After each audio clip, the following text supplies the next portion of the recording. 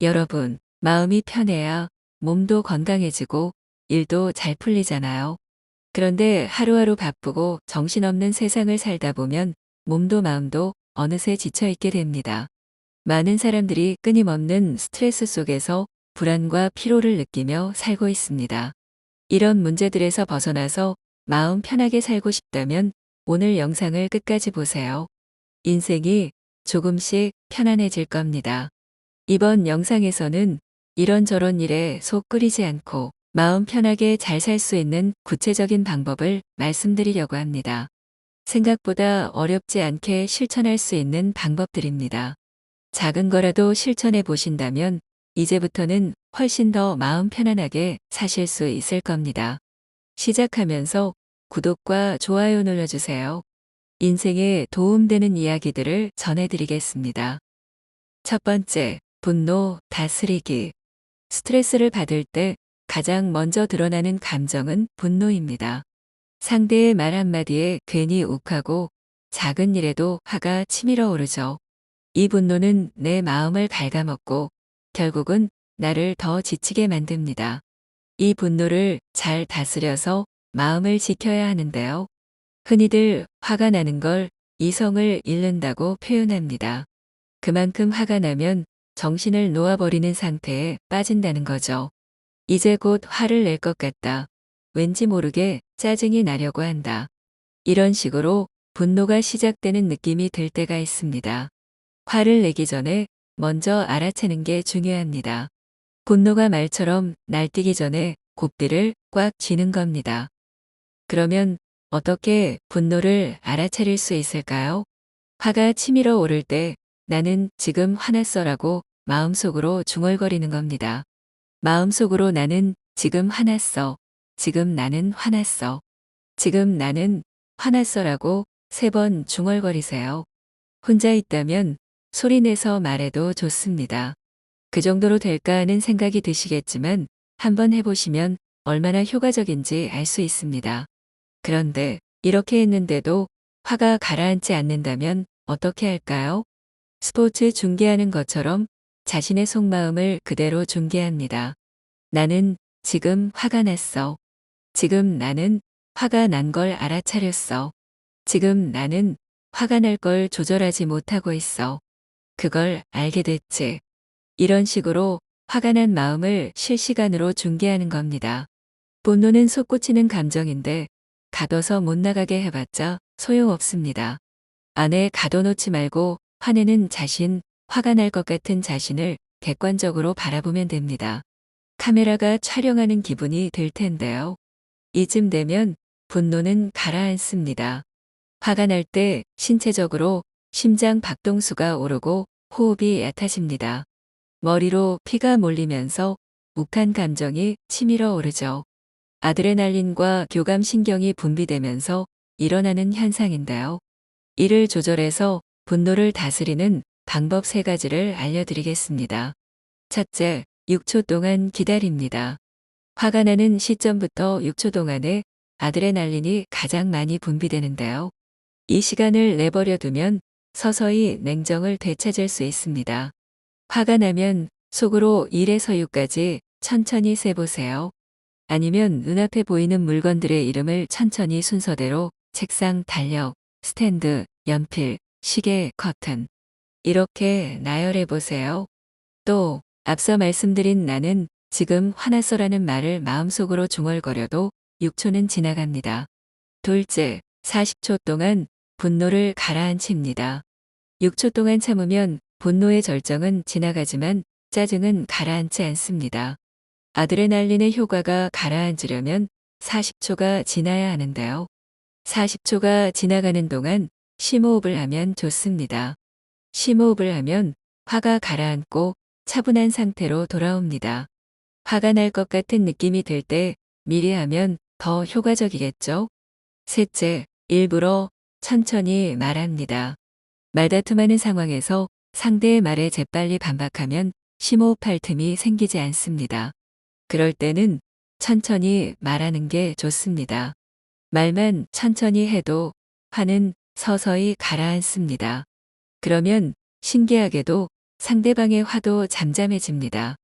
여러분도 화가 나거나 흥분하거나 긴장하면 말하는 속도가 빨라진 적 있으시죠? 숨을 깊게 쉬지 못하고 단숨에 문장 하나를 토해내려고 하기 때문에 저절로 말이 빨라지는 겁니다. 의식적으로 천천히 말하면 숨을 쉴 여유가 생기므로 앞서 말씀드린 심호흡과 같은 효과를 얻습니다. 다음 이야기 전에 구독과 좋아요 부탁합니다.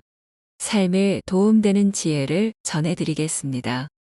두 번째, 불안을 다스리기. 우리 마음을 무겁게 만드는 것은 불안입니다.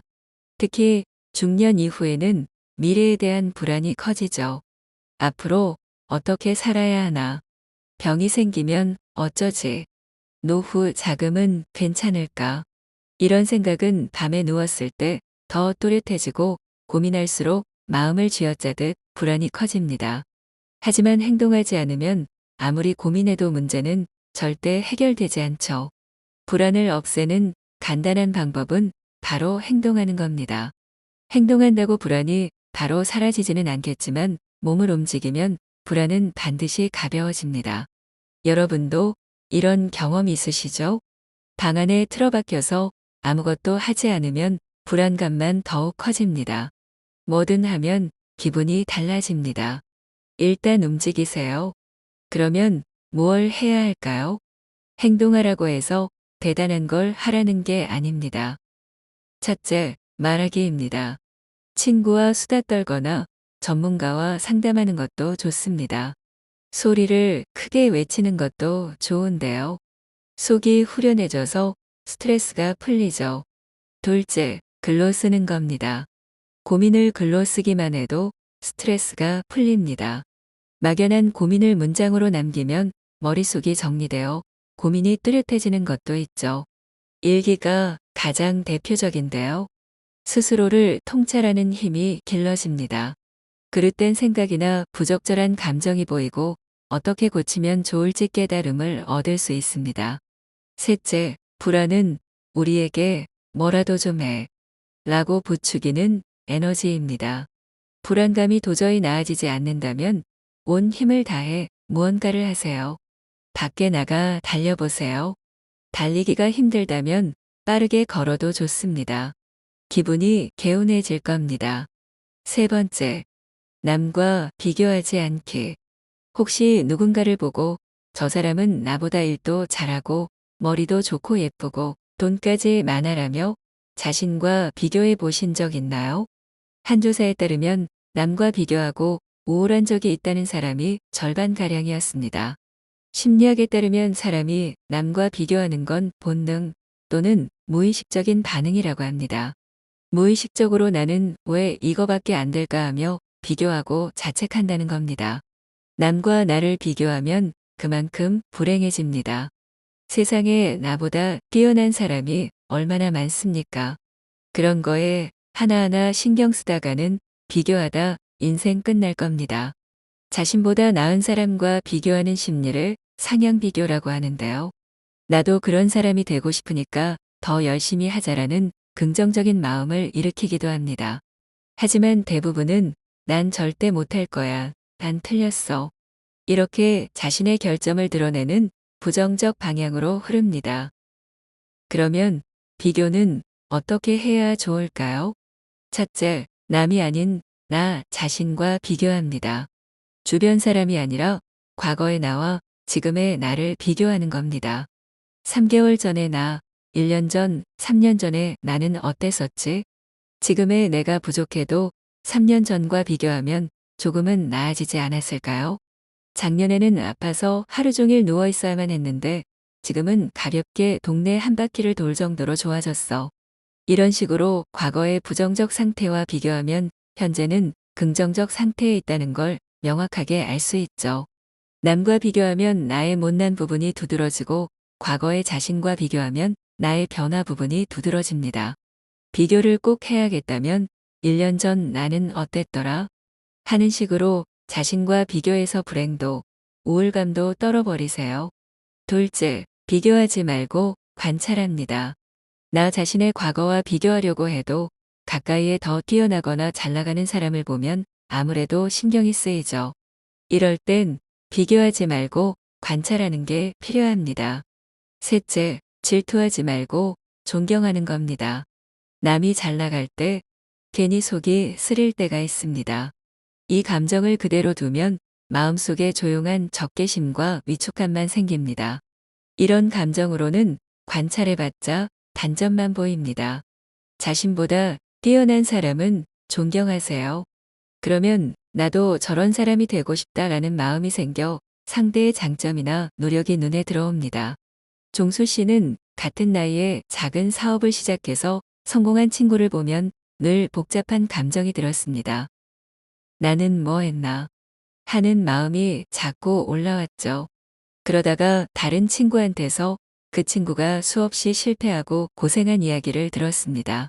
아, 쉽게 된 게 아니었구나, 노력한 걸 몰랐구나 하고 생각이 달라졌습니다.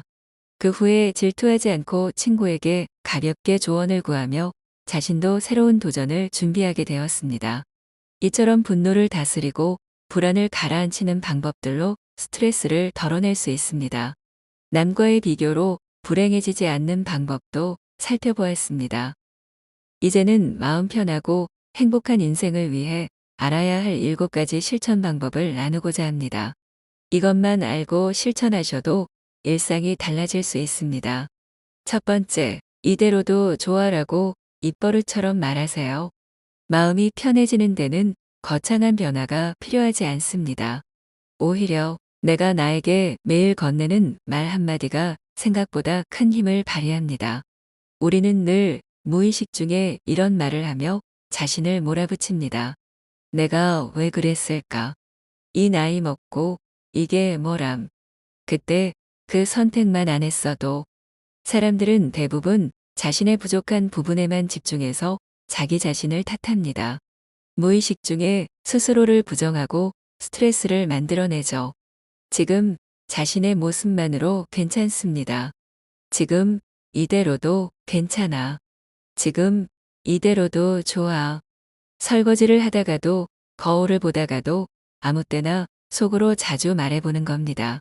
이렇게 말하면 자신을 부정하던 세계에서 자기를 긍정하는 세계로 옮겨갈 수 있습니다. 60대 후반의 김 여사는 얼마 전 건강검진 결과에서 혈압 수치가 조금 높다는 이야기를 들었습니다. 처음엔 이 나이에 또 병을 달고 살아야 하나 하는 생각에 마음이 무거워졌습니다. 하지만 그날 밤 혼잣말처럼 중얼거렸습니다. 그래도 지금 이대로도 좋아. 아직 내 2발로 걸을 수 있고 내가 좋아하는 찻잔으로 차도 마실 수 있고. 그 순간 이상하게도 걱정보다 감사가 먼저 떠올랐습니다. 그날 밤은 평소보다 한결 편안하게 잠이 들었다고 합니다. 두 번째, 남의 인생이 아니라 자기 인생을 사세요. 남의 눈치를 살피거나 남과 다르게 살면 마음이 놓이지 않는 사람들이 많습니다. 또한 남의 인생과 자신을 비교하는 사람도 흔합니다. 이런 사람들은 모두 남의 인생을 사는 사람들입니다. 심리학자 아들러는 남의 인생을 사는 것이 최악의 삶의 방식이라고 했습니다. 내가 하고 싶은 일이나 나아가고자 하는 길을 결정하는 중요한 일을 부모나 타인에게 의존하면 그 순간에는 편하죠. 하지만 시간이 흐른 뒤에는 분명히 후회합니다. 자신이 진짜 좋아하고 원하는 것과 다른 결정을 내렸기 때문입니다. 자신의 인생을 사세요. 내 인생의 방향을 다른 누구도 아닌 내가 정한다면 마음은 훨씬 편하고 삶은 자유로워집니다. 행복은 자기 인생의 핸들을 스스로 쥐는 것에서 시작됩니다. 크고 멋진 게 아니어도 괜찮습니다. 스스로 결정하는 버릇을 들이면 됩니다. 60이 훌쩍 넘은 나이에 수채화를 배우기 시작한 어르신이 계십니다. 주변에서 그 나이에 무슨 그림이냐, 젊을 때나 하는 거지 하며 말리는 사람들이 있었는데요. 그 어르신은 이렇게 말했습니다. 내가 나를 위해 하는 일이 하나쯤 있어야 마음이 덜 허전하더라고요.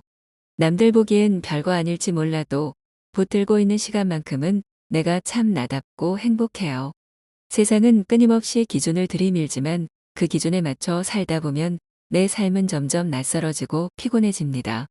마음을 편하게 살고 싶다면 내가 스스로 결정하는 삶을 사세요. 세 번째, 반드시 행동하면서 생각하세요. 불안과 고민이 사라지지 않는 이유는 멈춰선 채 생각하기 때문입니다. 불안이 깊어지는 순간은 대부분 몸은 가만히 있고 생각만 머리를 꽉 채우고 있을 때입니다. 이 일을 해도 될까? 내가 뭘 잘할 수 있을까? 괜히 시작해서 후회하는 건 아닐까? 이렇게 머릿속에서만 수백 번을 돌려보다 보면 결국 아무것도 하지 못한 채 시간만 흐릅니다. 마음은 더 무거워집니다. 생각과 고민에만 매달리면 앞으로 나아가지 못합니다. 상황은 더 나빠지고 걱정은 더 커집니다. 이런 상태를 떨쳐내고 앞으로 나아가려면 자신이 할 수 있는 일을 찾아 행동하면서 생각하는 게 중요합니다. 갑자기 거창한 일을 하려고 하면 엄두가 안 납니다.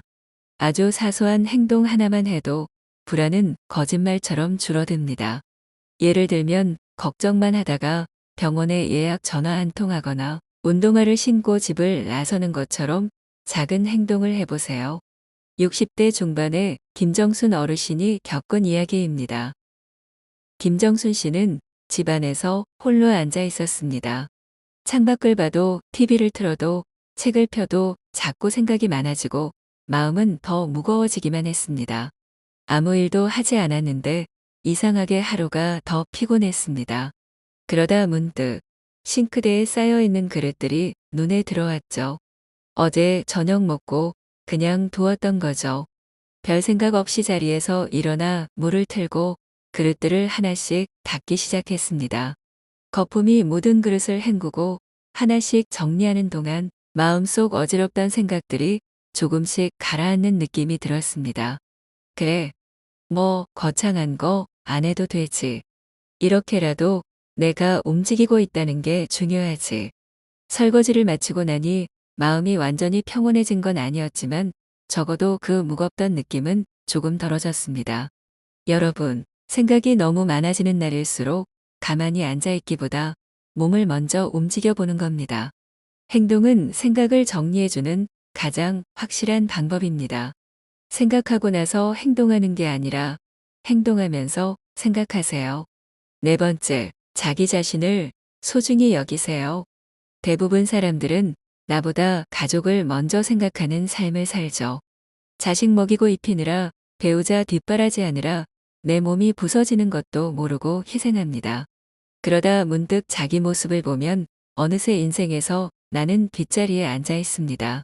하지만 가족을 위해 헌신하는 것도 결국 스스로가 건강하고 자신이 웃을 수 있을 때나 가능한 일입니다. 자기 자신을 사랑하는 간단한 실천법을 소개하겠습니다. 첫째, 장점을 떠올려 보세요.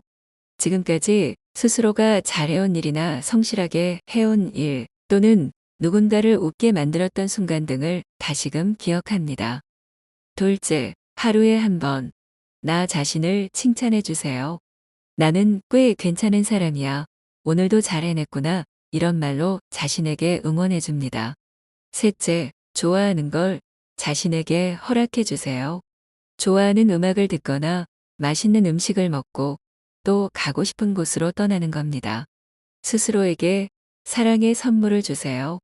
어렵지 않으니 실천해 보셨으면 좋겠습니다. 자기 자신을 소중히 여기는 일은 결코 이기적인 일이 아닙니다. 오히려 나 자신을 잘 챙기는 것이 가족에게도 더 오래 더 든든한 존재로 남는 길입니다. 다섯 번째, 오늘에만 초점을 맞추세요. 누구나 과거를 떠올리면 후회에 시달리고 미래를 생각하면 불안에 사로잡힙니다. 몸이 더 나빠지면 어쩌지, 자식들 문제는 어떻게 되려나, 이런 끝없는 걱정과 고민만 하다 보면 정작 지금 이 순간을 놓치며 살아가게 됩니다. 그러다 보면 아무것도 하지 못한 채 하루가 또 그렇게 지나가 버립니다. 자기도 모르게 과거나 미래 일을 생각한다면 지금 오늘을 관찰해 보는 겁니다. 나는 오늘 해야 할 일을 오늘 해나가자. 이것만으로 충분하다. 내가 지금 할 수 있는 일에 집중하는 겁니다. 겨우 하루 만에 크게 달라지지 않을 겁니다. 매일 꾸준히 작은 행동, 소소한 실천을 쌓아 가야 합니다. 지금 내가 할 수 있는 일은 무엇일까를 생각해서 실행해 보세요. 여섯 번째, 하루를 긍정적으로 마무리하세요. 일이 너무 많아 피곤하고 힘들어.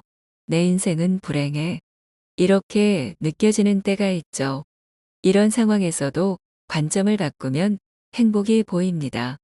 바쁘다는 건 돈을 버는 일을 하고 있다는 거죠. 또 아프지 않으니까 일을 할 수 있는 겁니다.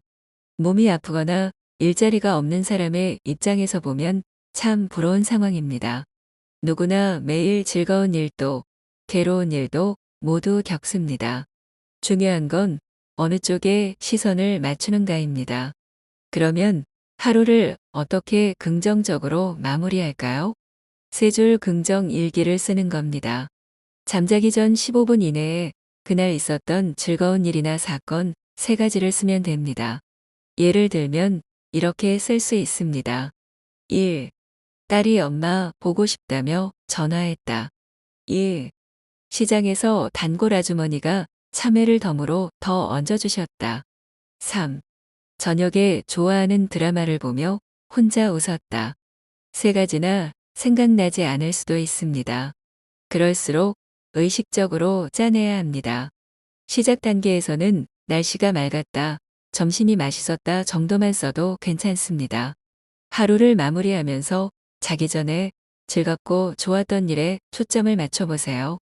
관점대로 즐겁고 행복하게 살게 됩니다. 일곱 번째, 먼저 마음을 열고 의논하세요. 스스로 결정해서 자신의 인생을 살라는 말이 남을 거스르고 무시하면서 외롭게 살라는 말이 아닙니다. 남의 의견을 참고하되 최종 결정은 직접 해야 합니다. 남에게 상담하고 의견을 참고하면 더 올바르게 판단할 수 있고 결정에 도움이 됩니다. 나이 들수록 가족이나 친구 등 다른 사람에게 속내를 털어놓지 못하는 사람들이 많습니다. 특히 몸이나 마음 건강에 관한 고민이 있다면 반드시 전문가에게 상담해야 합니다. 의사를 대할 때 신뢰하고 마음을 열어야 건강을 회복할 수 있습니다. 관계라는 게 갑자기 친해질 수 없죠. 먼저 자신의 마음을 열어야 서서히 깊은 관계로 갈 수 있습니다. 혼자 고민하지 말고 신뢰할 만한 사람에게는 마음을 열어보세요. 살면서 스트레스를 겪지 않고 살아갈 수는 없습니다. 불안감에 흔들리고 화가 치밀어 오르고 남과 비교하면서 우울해지기도 합니다. 이런 스트레스가 전혀 없는 삶을 살 수는 없는데요. 오늘 말씀드린 방법들을 조금이라도 일상에서 실천해 보셔서 마음 편하게 풍요로운 삶을 살아가셨으면 좋겠습니다. 더 많은 분들이 마음 편하게 사시는데 도움되도록 이 영상을 공유해 주세요. 오늘 영상이 마음에 와닿으셨다면 좋아요와 구독해 주세요. 다음 이야기에서도 삶을 더 따뜻하게 만드는 지혜를 나누겠습니다. 책숲과 함께 해주셔서 감사합니다.